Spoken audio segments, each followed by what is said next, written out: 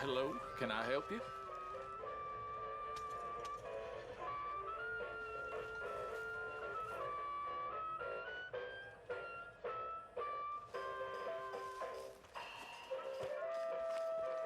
Still got some tickets left here.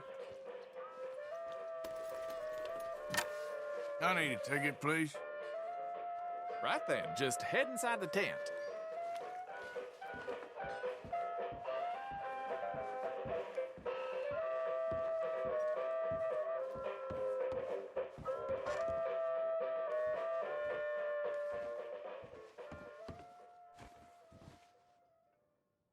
Greetings and salutations, gentlefolk.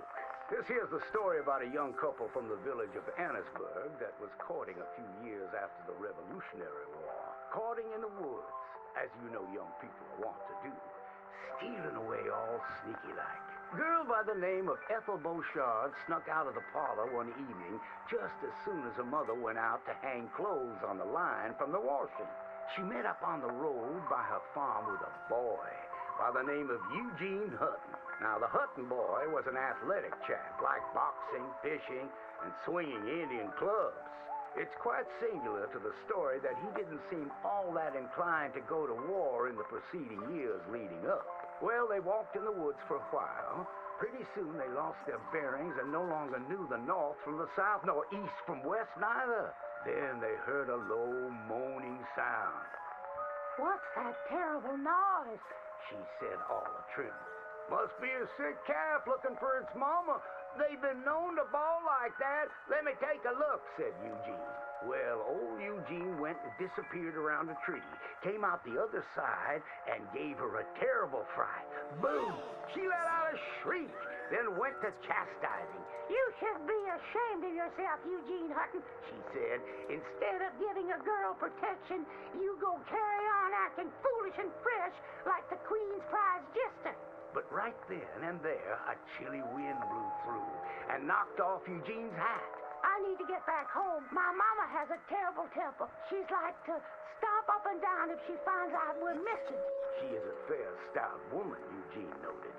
But just then, before this couple of miscreants could head home, they heard the sound of heavy wheels, groaning, and people marching.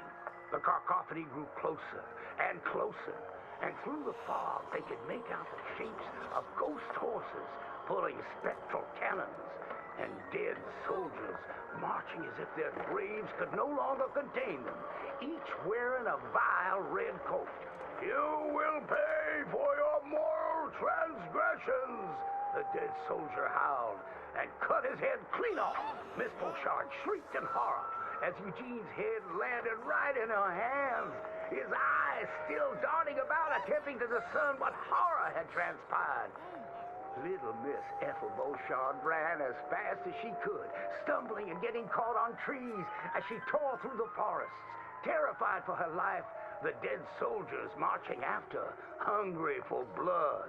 When she returned home, she told the people of the village that an army of the dead had taken Eugene within the confines of the fog. British soldiers who died protecting tyranny were rising from their graves as if to continue the fight for the demonic English. The townspeople erupted in fright and dismay until one doubter came forth and accused her of witchcraft.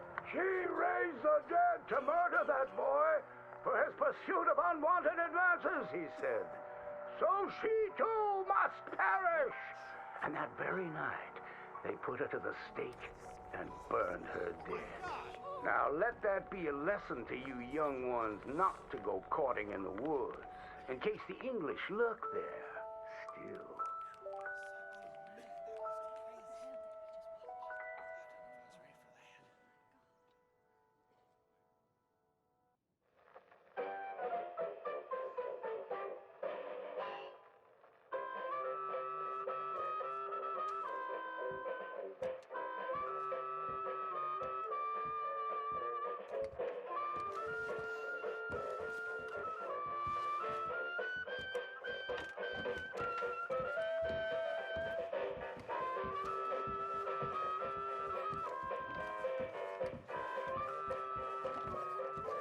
Tell your friends.